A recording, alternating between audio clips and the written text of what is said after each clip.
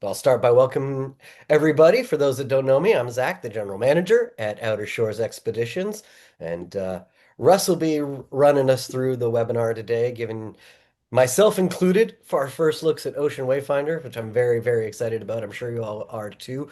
What I'm going to do is I'm going to mute everybody besides Russ once we get started, just so that you can talk amongst yourselves. I see a lot of you are a couple people watching together, so you can have your conversation without interrupting or us overhearing as Russ goes through the presentation. But if at any point you do have a question, where we want this to be, this is more like hosting an open house, a virtual open house than it is a webcast that you just have to sit and watch. So as we go through each of the videos and Russ kind of takes you through a little tour of Ocean Wayfinder for the first time, if you have any questions, all you have to do is hit the unmute button. You'll be able to speak then. Feel free to just jump in and ask your questions. We're going to keep this pretty casual as we go through. So if there's anything that you see on video that strikes you that you want to ask about, please feel free. Or if you want to hold your question till the end, we do have a section at the end for questions and answers specifically as well. But if you're worried you'll forget about it or there's something specific on the video you want to point to, absolutely feel free to jump on in. And with that, I guess I'll hand it over to Russ to introduce us all to the newest member of the Outer Shores Expeditions family, Ocean Wayfinder. Take it away, Russ. Amazing. Thanks, Zach. And I'll just add that you can also write questions in the chat and you can stick your hand up. I saw John Lane, you've got your hand up. Can you hear us okay? I sure can. And good morning, everyone. Russ, I just wondered, noted that the session is being recorded. Will that recording be available for family members who were unable to attend? Absolutely. Yes, it'll be on our website and posted on our YouTube channel for sure. Oh, perfect. Thank you. And for all of you that registered, we're actually just going to send you the link directly as well to your inbox. So you'll have it there once we've got it up and uploaded to YouTube on Monday morning. Awesome. Thanks for that question, John. Great to see you again.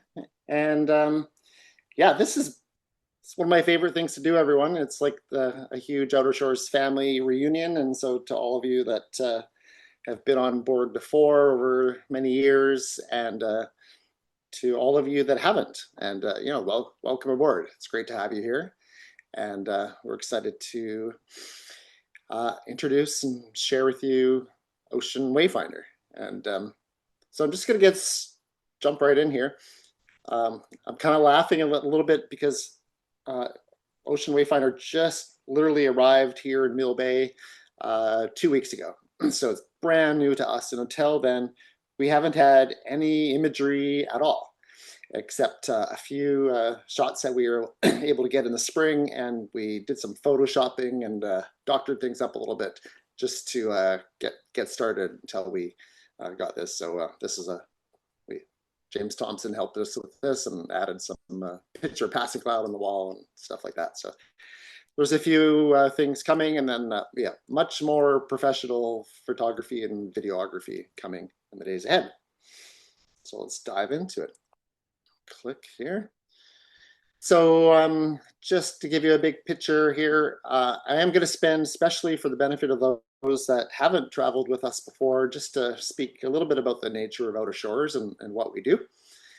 And then a little bit of history behind Ocean Wayfinder, and tell you a little bit about some of her features. I think the highlight is really just like the video of yesterday and the day before, myself and Captain Ashley getting the vessel kind of tidied up and going through and capturing some video that we're going to show you. That'll be the bulk of our talk, and then answer some questions and doing some closing remarks. So, and thank you to our relief chef this summer, Spencer Dragon, who got this awesome picture of a mammal eating killer whale chasing a Dulles porpoise. That's pretty incredible. So same chef. But a little bit about the nature of Outer Shores.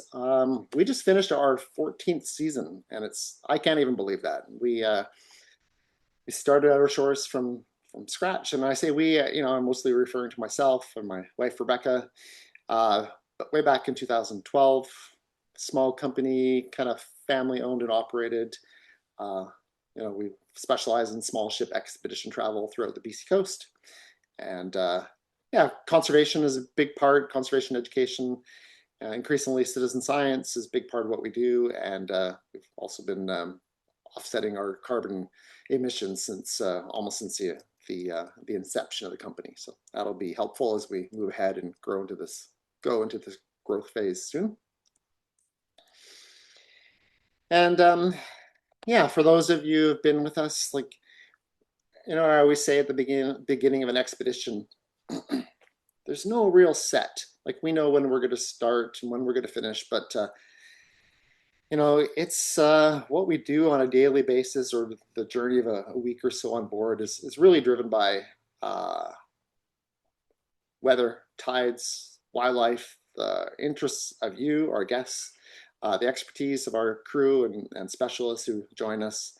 And it's there's a lot of exploring in those opportune moments when we think we're about to anchor for dinner, and then suddenly we're surrounded by humpback whales bubble net feeding, for example, and we change our plans. So it's a very adaptive thing, and we try to keep everyone up to speed on what's going on a daily or even hourly basis. So I think unscripted definitely captures what we do. Small ship expedition travel, we get to some amazing places. And this is our small ship, our flagship, the schooner Passing Cloud, since the beginning of Outer Shores. And Owen Perry was on board with us just this spring in the Great Barrier Forest, and captured this amazing image of us by a incredible waterfall in the Great Barrier in the spring. So it gives you a sense for that feeling and kind of atmosphere on board sometimes when you're out there. And none of this would be possible without our amazing crew and exceptional individuals across the board, professionals, passionate, and just an incredible team of folks that I get to work with, and who share their knowledge and experience with you, our guests, and look after us, keep us safe, and lead the adventure out there. So thank you to all the crew. You're amazing. And thank you to our guests. We're fortunate to have guests join us from around the world. But particularly, we do get a lot of Canadians. The majority of our guests are actually still Canadians, and the majority are British Columbians. So we love showing our coast to fellow British Columbians, Canadians, and welcome you from all over the world. So things that our guests have in common, just lifelong learners. You're curious, you're enthusiastic, you just want to unplug and be out there with us and let the experience unfold and be well taken care of. So thank you to all of you, past, present, and future. And we could do a whole talk, and I think maybe we should, Zach, in the future, just like wildlife. Everyone's we love to see what's surprising us in terms of wildlife, and no matter what season it is or where we go, the BC coast is just an incredible place to encounter wildlife. And some we go to expecting to see, and in other cases, wildlife just literally pops up and surprises us. And that earlier picture I showed you was a great example of a mammal eating or transient killer whale chasing Bell's porpoise. Literally a day when we're just like transiting, rainy, quiet day, and suddenly there's killer whales like leaping in the air, and we've just stepped into this epic predator-prey interaction that we're lucky enough to see, or in this case, a mom and who's still nursing a young grizzly bear cub, and so on. So this is what addicts us to all of us to just being out there. It's never ending, never gets tired. And a big part of what we do is learning about and traveling through the Indigenous, the First Nation traditional territories of our coast, learning about the cultural heritage of the BC coast, which is, it's very deep time and complexity. And yeah, we're fortunate enough to be welcome to many communities and just learn about the communities that have lived here on the on the BC coast for 10, 15,000 years or more. So it's pretty incredible. This is an image taken by Jeff Reynolds, who joined us here at the it's called the Skangwai UNESCO World Heritage Site in Haida Gwaii. So one of the most amazing places you can join and visit. And finally, and then Rick Verbeek, I added this for you because Rick always says, Russ, you didn't say enough about the food. And it's hard to say enough about the food, but we are very proud of our incredibly talented chefs, and we have a great, exceptional culinary program on board, and our chefs who keep us, fed, incredibly well fed throughout our journey. So thank you to our chefs, and yeah, for taking such great care of us out there. And then finally, at least last but not least, Passing Cloud is a sailing vessel. Ocean Wayfinder is certainly a sailing vessel. We love just being out there and cruising. We sail whenever we can, and we explore. There's just that sense of exploration as we go through the day, and what it's even better if we can put up the sails and shut off the engines and just cruise under sail power alone, like we're doing this day here, just close to Bella Bella back in June of this year. And thanks to Owen Perry for managing to get a drone up and capture this pretty awesome moment. So moving on to Ocean Wayfinder. Again, this was a doctored, an AI generated image based on what was available. The reason why we did this back in April and May when we were starting to announce Ocean Wayfinder is that she's coming from another company that's currently operating and continuing to operate on the BC coast. And while they're generously and very collaboratively passing and sharing and selling Ocean Wayfinder to outer shores, understandably, they don't want to lose any business. And yeah, so we're not referring to the company that's coming from or the previous name that it was operating under. So we're just in the process now that all the legal and registration work has been done with the vessel that we're officially changing the name over to Ocean Wayfinder. So I'm excited to show you some real imagery soon. So just a little bit of history about the vessel herself. She's designed by Canadian naval architect Stanley Huntingford. In 1984, she was commissioned and built as a private yacht by Cooper Boats. And Cooper at that time called this line of vessels a Maple Leaf 68.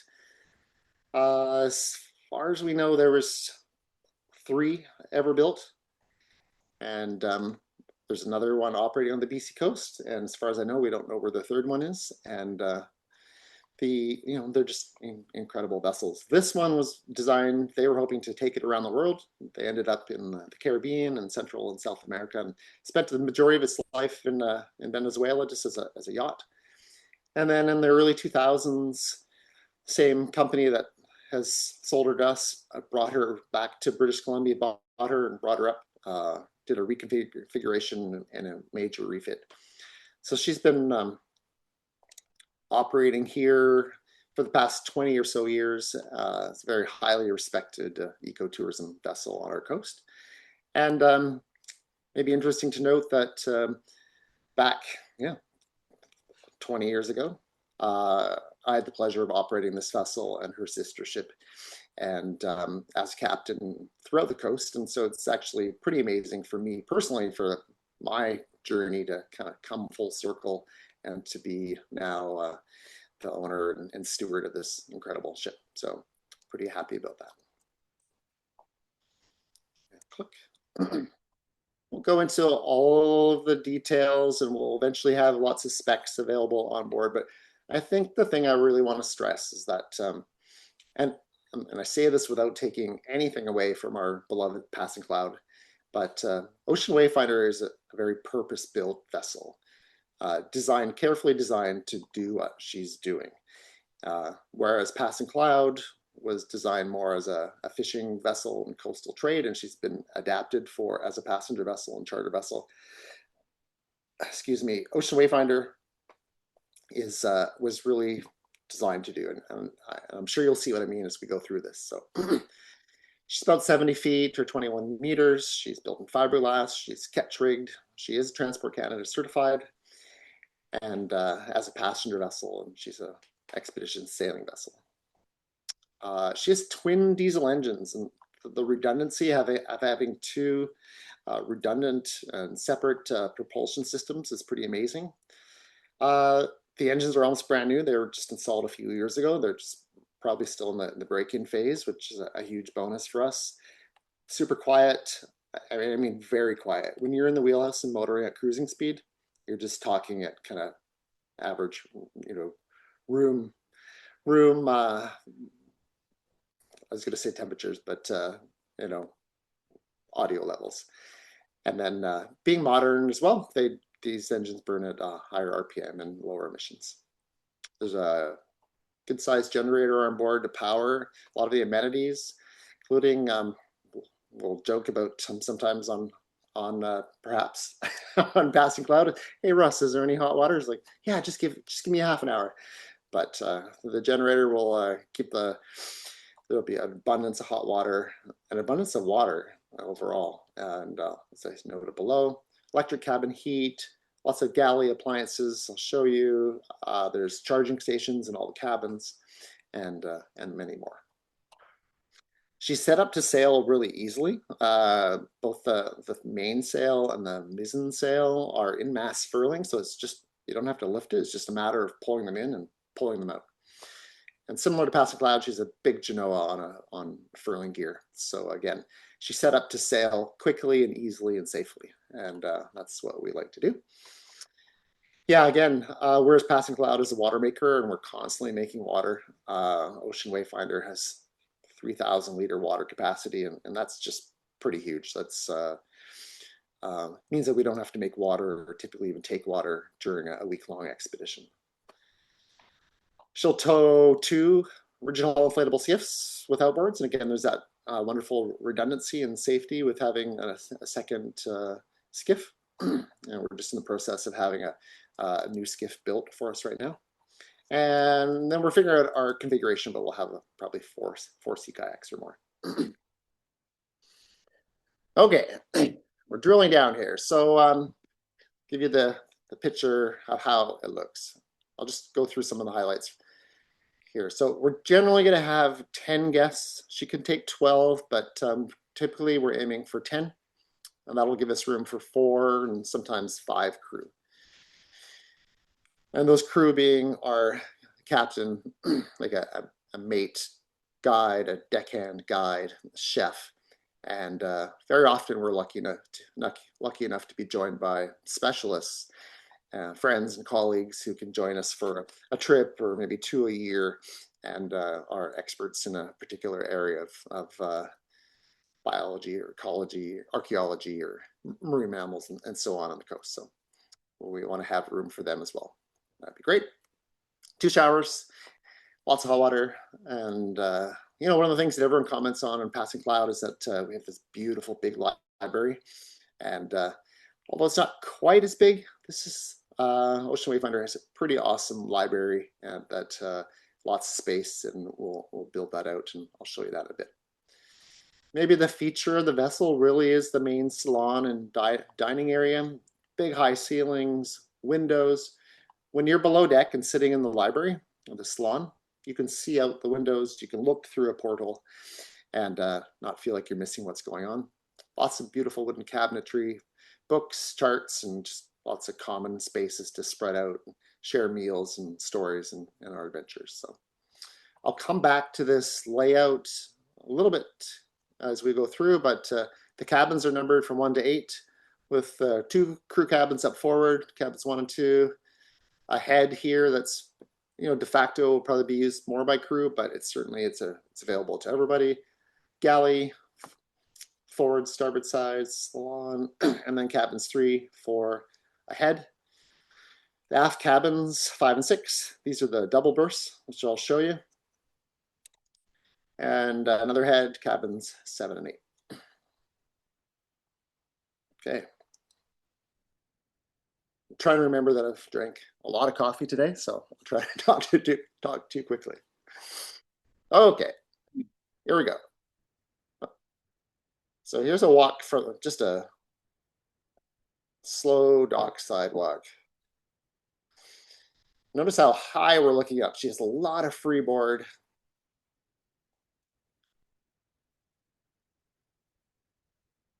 And I'll just go through that again. Again, we haven't changed the lettering on the boat as well, so I'm just being cautious about that as well. Okay. So big and beautiful. And there's a dock walk around. Right. Coming up the port side. So notice the big windows, lots of handrails, high lifelines, lots of places for sitting, standing, holding on.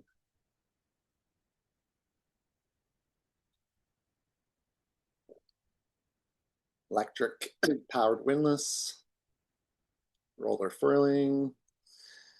Zip around, look back. Two big life rafts up on the foredeck. Escape hatches there. And do the same thing on the starboard side.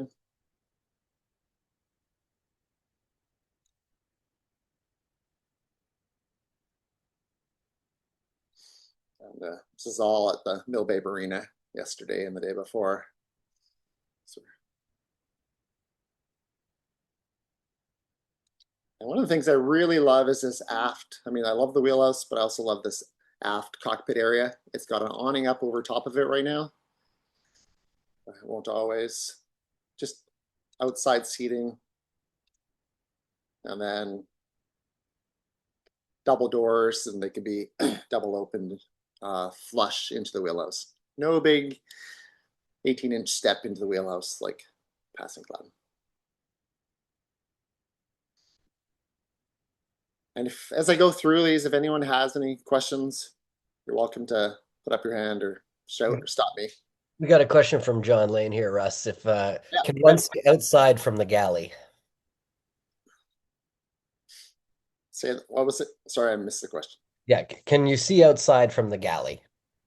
Oh yeah, there is a porthole and there are high windows, but admittedly it's not the same exceptional visibility like on Passing Cloud. I'll show you a picture from inside the galley though, for sure. John, I think you're advocating for our chefs, understandably. That's great. One of the things we've talked a lot about Passing Cloud is just the access. And so here we are, how you get on and off the vessel. This will be huge for everyone. Wheelhouse, aft escape hatch, but has this awesome transom stairway, 1, 2, 3, 4 steps down onto a big aft platform or swim grid. We do get swimmers. Beautiful stainless steel uprights for securing the skiff against and for helping ourselves in and out of the vessel. And folks, you're going to love this. We can nudge the bow of the skiff right into it. We can come parallel to the stern, and just super easy to get in and out and have all that support. So that's, yeah, a huge thing for us. And another look, here we are coming off of it, looking back up. There's these 3 storage lockers on the back end of the aft cockpit, fire pump, shore bag, band ship bag, and flammables, all that stuff outside there in these awesome lockers. As well as deep, you can just see them at the top of the stairways on either side. Those are locker tops or hatches into deep lazarette storage for all kinds of things. So tons of storage. And a nice look in the wheelhouse.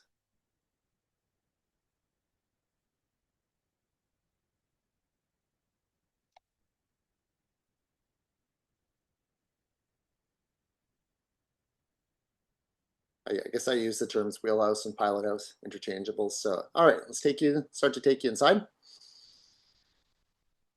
Again, I just want you to, I mean, it's pretty amazing, just the panoramic views, big windows, 360 degrees all the time, enclosed, dry space, warm space, lots of seating. Come back to the room for cameras, binoculars, pilot berth, starboard side settee, secondary dining area. Here we got the wheelhouse doors wide open. Places to sit outside. And so there's a little bit of redundancy here, but just trying to give you the feel. You'll see the second port side settee.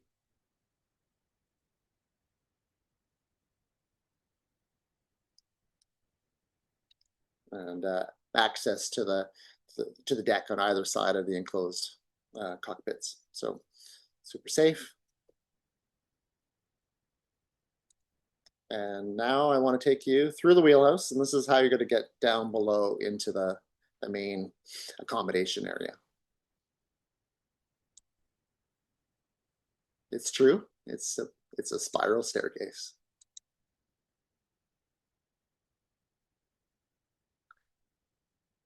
This is what greets you as you come down inside. Show you that again.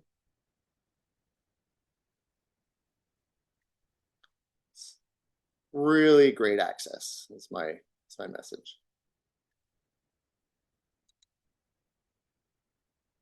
Okay, keep going. So there's the stairs. Here I'm looking aft down a long hallway. That's all the guest accommodation, which I'll come back to. This is like a navigation, electronics, radio station here.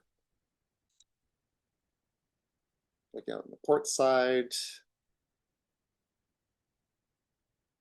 Window storage, main dining table.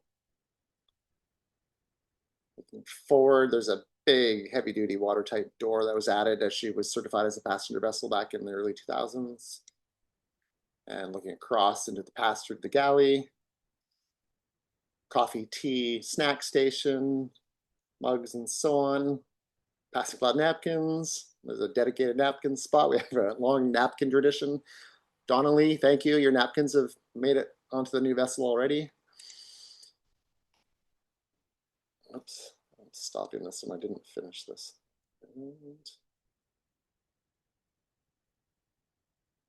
And just, this is a really cozy spot for sitting and reading.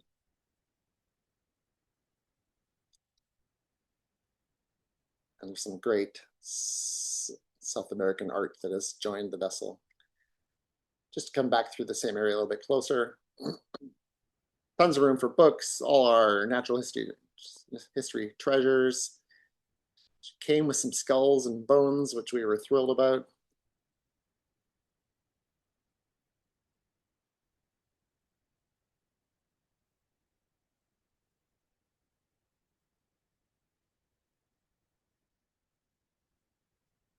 And back to the nav station.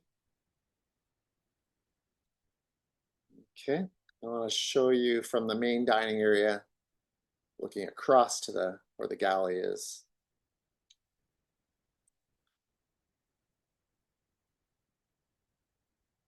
And oh, that's a bit redundant. That's me. Again, there'll be a professional photographers coming soon, I promise you. Okay, so if you're in the coffee tea station, you kind of go forward a little bit, look down at the galley.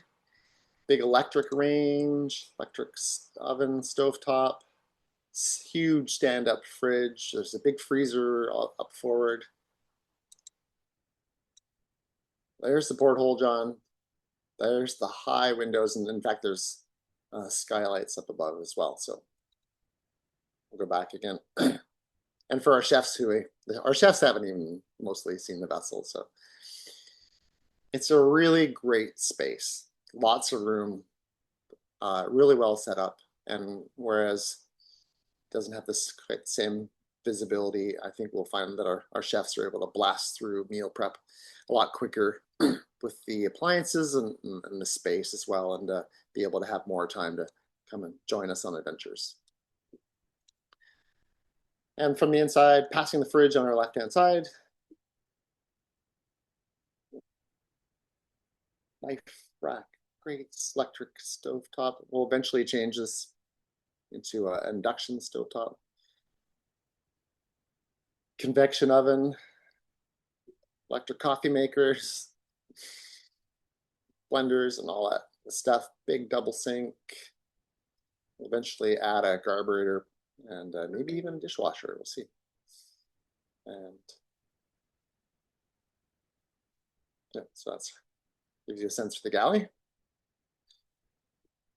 And now, okay, we're going to walk through the cabins. So cabins 1 or 2 are the 2 crew cabins up forward.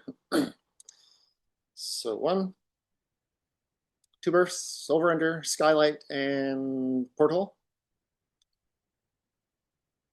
Locker, storage, right next door, cabin. Oh, sorry. That was my bad. Technical difficulties, sorry about that.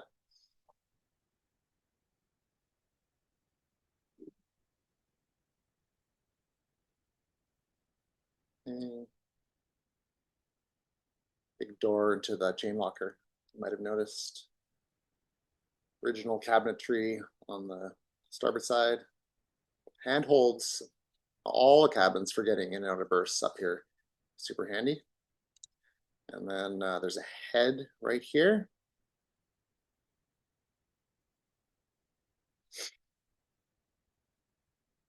See, it was me.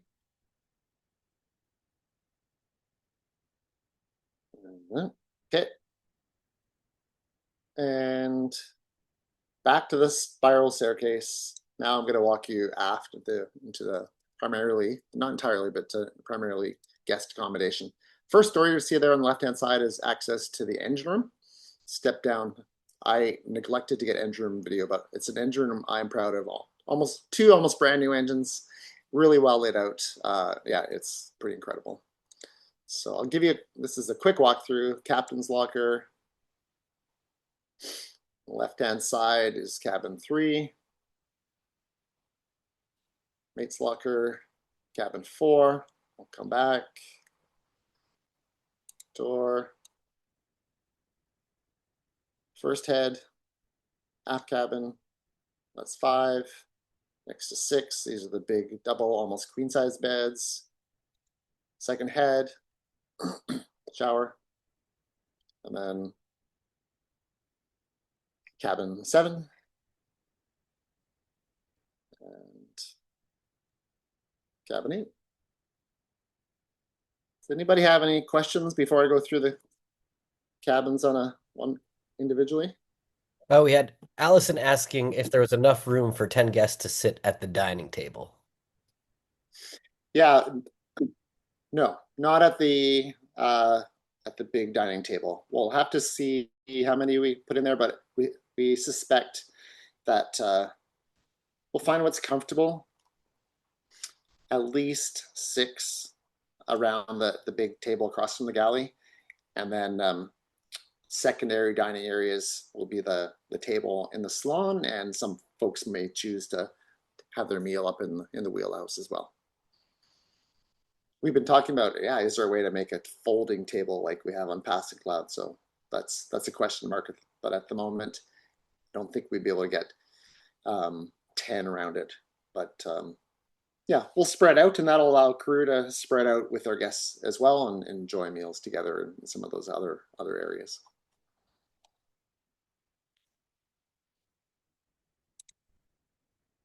Okay, so I just want to point out here, I think that most of this is repetitious, but where we are in the layout, cabins 1 through 8, all of the cabins have at least one porthole.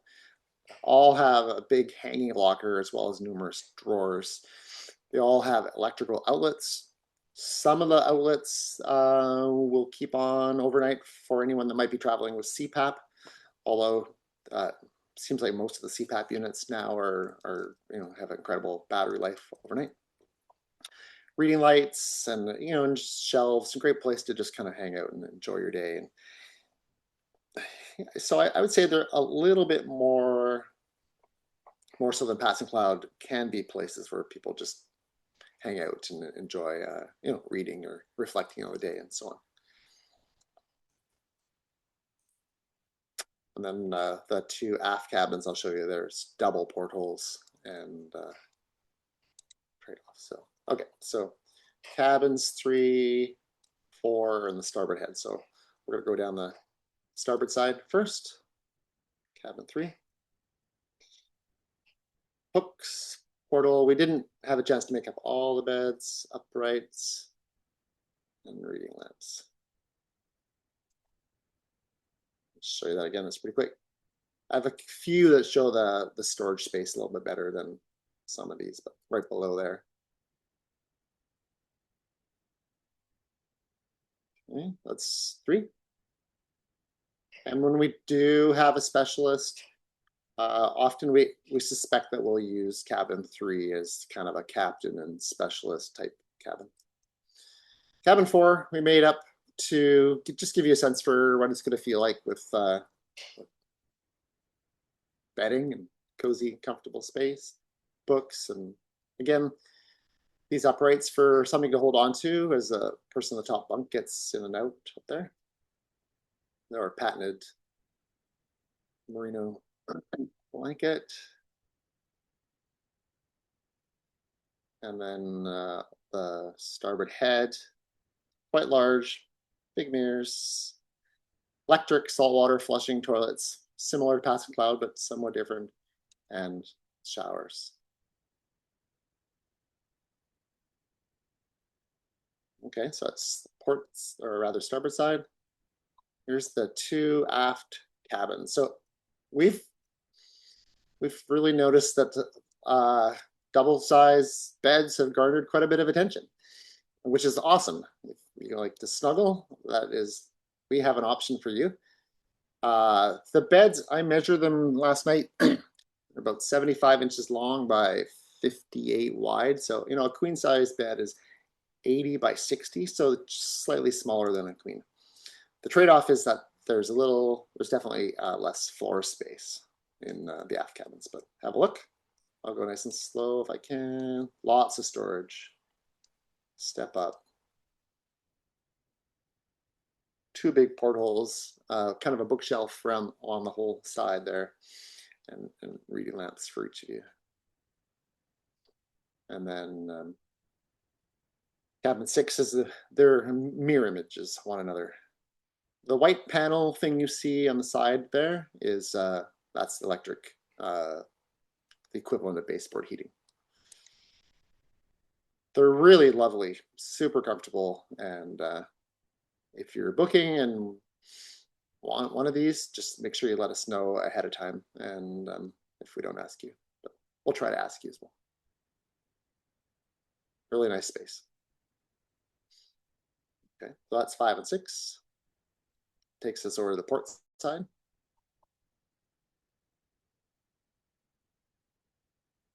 And so the port side head is slightly smaller in floor space. Haven't figured out why, but it is. But basically the same kind of layout, reciprocal.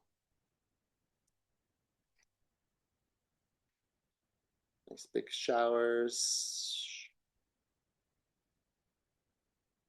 And then cabin 7. 7 and 8 are also the over-under style, like 3 and 4. This one shows a bit more of the lockers and storage.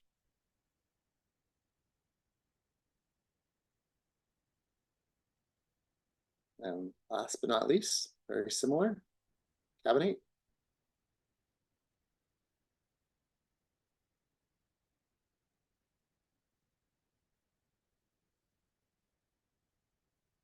Okay, so that is your walkthrough. And yeah, just what's next. We're really excited about getting Ocean Wayfinder, what I would call OSE, Outer Shores Ready for next year. So putting our touches on things. There's some upholstery that we're going to do this year. There's some electronic favorite things that I'm going to try to get done this year. We've just ordered our new a second skiff, Polaris aluminum skiff that will tow with us.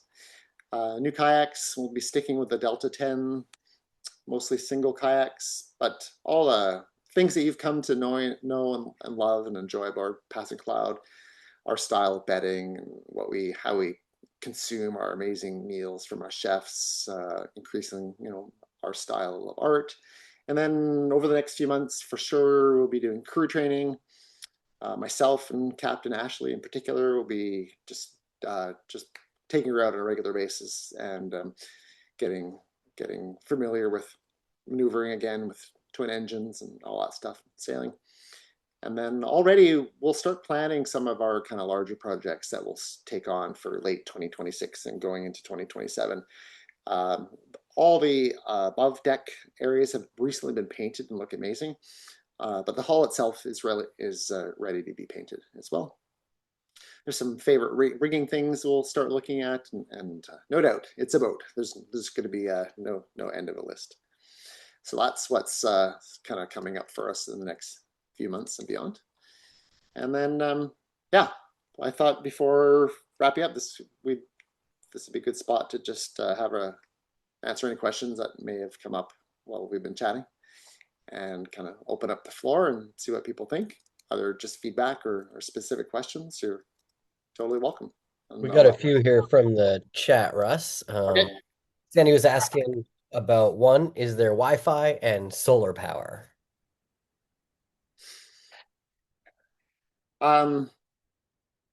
So Passing Cloud, we added 2 seasons ago, we added Starlink, primarily for handling operations and logistics and, knock on wood, if we have to, like emergencies. So it's been really amazing for those purposes. And so, yes, we're going to add Starlink to Ocean Wayfinder, but we are also hearing and being super cognizant of the fact that the majority of people, for Wi-Fi, maybe don't want everyone to have kind of Wi-Fi 24/7. So we'll find our way through that, and staying disconnected, or else not having Wi-Fi in the common areas. Maybe you can have it in, limit to your use in your cabins or something like that. Maybe the way we go, but we'll do that. We'll handle that on a somewhat case-by-case basis. But it's a huge comfort for folks knowing that they can be in touch with family and friends and loved ones while they're away. At the same time, being able to be present and unhooked out there is a pretty huge part of what we do as well. We haven't added, there's currently no solar on board, but it has a beautiful, huge cabin top, great place for adding solar. And then, so that's definitely on our radar in the short to medium term. And as we kind of start to reconfigure the electrical system on board. So the more we can use solar and potentially wind power, the less we'll need to use that diesel generator that's powering the system right now. All right. And Jonathan was asking, do the cabins have sinks like in Passing Cloud? Which I think video showed. They do not. That is the yes, whereas Passing Cloud, all the cabins have individual vanities, small basin, hot cold water. They do not. So Ocean Wayfinder does not. So there'll be, again, well, not again, but so there'll be a bit more usage of the multiple heads in order to accommodate that. All right. James is asking, how big are the lower berths in the 4 midship cabins? Can they fit a couple? They're pretty big. They are 30 to 36 inches wide, but so potentially a couple could share, but I'm not sure it would be it'd be up to the couple. But for a single burst, they are relatively wide. I would say they're quite spacious. But yeah, I would have to leave it up to the couple to see if that was comfortable for you. All right, and the final one that we have, at least via the chat at the moment, is are we keeping passing cloud as well? We are keeping passing cloud as well. Yeah, the for 2026, so it's going to take some time for us to kind of crew up. We're basically doubling in size, so we're going to need quite a few new crew, and that's just going to take time, in particular finding and training captains. So we're going to focus almost all of our trips this year will be aboard Ocean Wayfinder. Passing Cloud's going to have a quiet year in 2026, but she will be coming up to the Great Barrier Rainforest for August and September. And that'll give us some time to also take on some projects with her. And then for 2027, we're really excited to release a new expedition schedule that will have Passing Cloud back in a more fulsome way with more crew and let us get to some places that we just haven't been able to get to. For example, really excited to get back to the west coast of Vancouver Island and maybe as far north as like New Chatlets and Cayucet and Brooks Peninsula, that kind of area where we just, normally we're in Haida Gwaii, so it's hard to be over there and down there. And similarly, some years Passing Cloud may come back to Haida Gwaii, while Ocean Wayfinder probably eventually at least by 2028, maybe 2027, but probably 2028, we'll spend a month or so in Southeast Alaska each year, or maybe every other year. We'll see how that goes. And there's some breaking news that we'll announce early next year, but I'll share with you now that we're in the process of establishing a small kind of companion not-for-profit organization that we're going to direct a lot of our sort of research and citizen science and education type activities into, and direct the Oceans Fund contribution that all of our guests have been contributing to. And but it's just recently been formalized as the Outer Shores Institute. So more on that coming soon. All right, we've got a couple more jumping into the chat on the side here for us. Great question from Sarah Ann. How was Ocean and who named Ocean Wayfinder? Thanks, Sarah Ann. I was excited to see you on there. Rebecca and I came up with Ocean Wayfinder.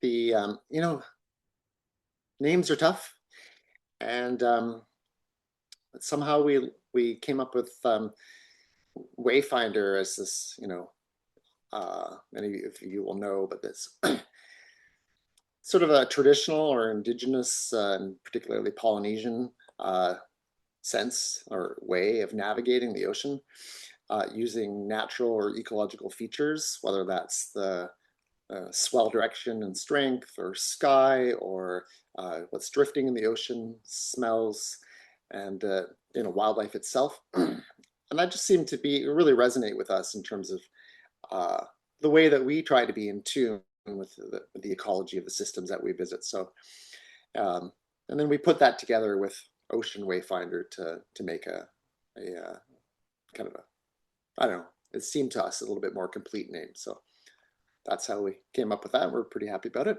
and can't wait to get you aboard, Sarah Ann. All right, we've got a few votes on the Wi-Fi situation, but we'll leave that for future conversation. Okay, great. But we've also a question from Rick asking, what's the seating like on the foredeck? Rick was a fan of the coolers out there so that he could sit on them. So where are we going to be sitting now out there? Yeah, people do sit up on the cabin top area. People do sit on the life rafts up there. And yeah, there's not a dedicated bench, and there's not a like a windlass. I know Rick's favorite spot up there on the anchor winch on top. So yeah, I think we're just gonna have to see how that feels. And but I can tell by looking at the two hard case life rafts that they've received a lot of sitting up there. But we'll figure out something nice and comfortable, and yeah, that's what I got. All right, that's all the questions from the chat on the side, but if anyone wants to unmute and ask a question that way, now's the time. Or even just sharing any of your general impressions. We'd love to hear that. Absolutely.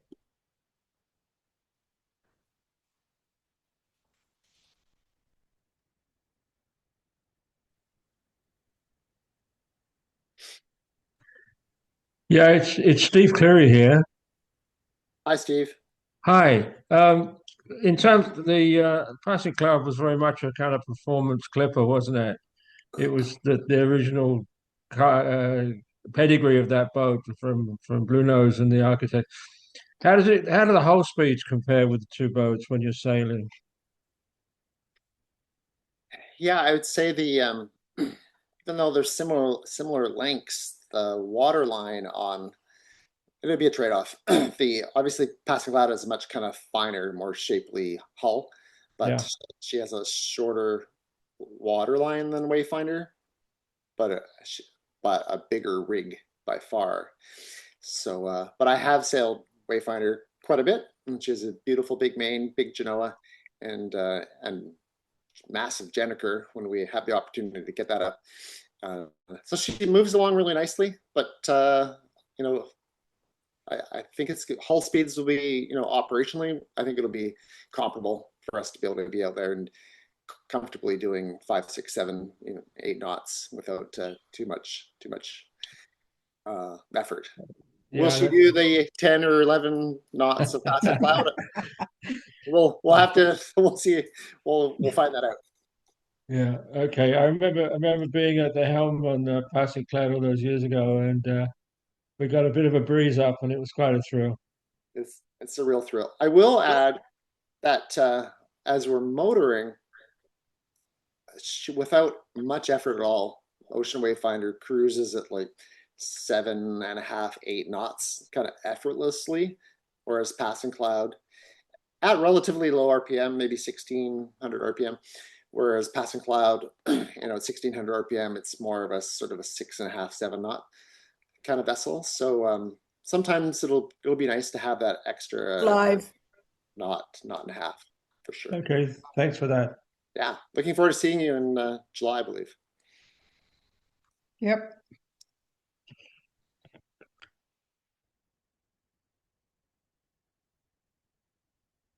Anybody else have any questions or feedback?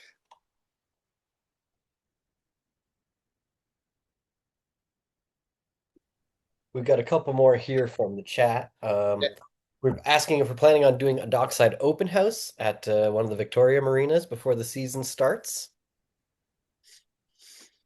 Yeah, we haven't scheduled anything, but it's definitely something we've been talking about. So whether we're able to do that in Victoria or invite people up to Mill Bay, we're not sure yet. But please stay tuned, and certainly for our Victoria friends. And I know some of you have asked and look forward to. Yeah, we don't have to wait for a total formal event. If you're in the neighborhood and want to stop by, just let us know, and we'll or get in touch, and we'll coordinate a time. She's relatively, pretty presentable at most times. So, but stay tuned for an open house. All right, and Jonathan asking about the vibe. Do you think it'll be different than on Passing Cloud, given more guests than just the change of ship?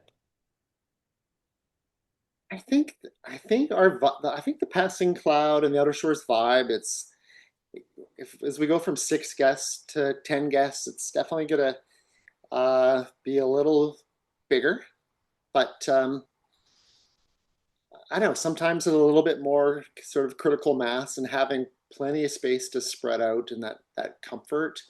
Uh, uh, yeah, I'm confident we're gonna have a very kind of positive vibe, and our chefs are going to be able to kind of take meals to the next culinary activities to the next level, and our education stuff. And yeah, I every time I go on board, and again, it's never to take anything away from Passing Cloud, but the more time I spend on board, I'm getting very excited about what it's going to be like for the Passing Cloud or the Outer Shores vibe on board. It'll be it's going to be great, Jonathan. All right, and one more big concern from Rick, since it seems like the chef will be a little bit more removed from guests, asking if they can help with meal prep just to keep him company. I'm sure that's appreciated by the chefs. Yeah, in my past experience working on this vessel, there's lots of opportunity to come and visit the chef and certainly help with some of the meal prep and if they want to. Chefs will happily put you to work chopping potatoes or slicing carrots and so on and sitting in that main dining area and so on. So by all means, and then we will get the chefs out with us. I'm confident that we'll get the chefs out with us more often than we do now. So that'll be good too. Awesome. Um, yeah, and then I just saw a few people asking, because they came in a little later, wondering if this recording will be available. So just reiterate, yes, we will be making this available on YouTube, and we're also going to send out the link to everybody who joined or anybody who registered, and probably in an upcoming newsletter as well. They'll be featuring that link. So if you missed or you came in late to this one, you'll have plenty of opportunities to watch it in its entirety and watch Russ's videos going through over and over again as you get yourself acquainted with Ocean Wayfinder. So, and I think, Awesome. yeah, Yeah. I think that's about it for the questions, at least from the chat. But yeah, throw it back over if anyone wants to hit the mic. Yeah, hi, this is Brian and Joanne Gaffney. We just want to say we're really looking forward to Haida Gwaii, and the boat looks fabulous. Thanks so much, Brian, Joanne. Yeah, really looking forward to seeing you again, welcoming you aboard. Look forward to it. Awesome. Yeah, Russ, I'm really excited for you and Yeah. everyone. And I just wish you all the best for the next season. Hope I can get on there, but who knows? Well, thanks, Jackie. And perfect segue. I've got a couple more things to share before we wrap right up. There is some space still available. Our spring migrations next year, we've broken up into 3 4-night journeys, legs. Mill Bay up to Campbell River up to Port McNeill, and Port McNeill up through the southern Great Bear Rainforest to Bella Bella. So there's room on almost all those still, and they're starting to fill up. But if you want to try out Ocean Wayfinder for a shorter type experience, 4 nights, this could be a great way. There's still space in Guayhanas or Haida Gwaii, Guayhanas National Park Reserve. So get in touch with us about those. Truly one of our most amazing and favorite places on the BC coast. Fall in the Great Bear Rainforest is almost full. I think there's a couple spaces left in our first one aboard Passing Cloud, actually, and in late August. And we're going to go into out to the outside and some of the places that we wouldn't normally go to, and maybe some chances of looking for spirit bears and wolves. If it's not,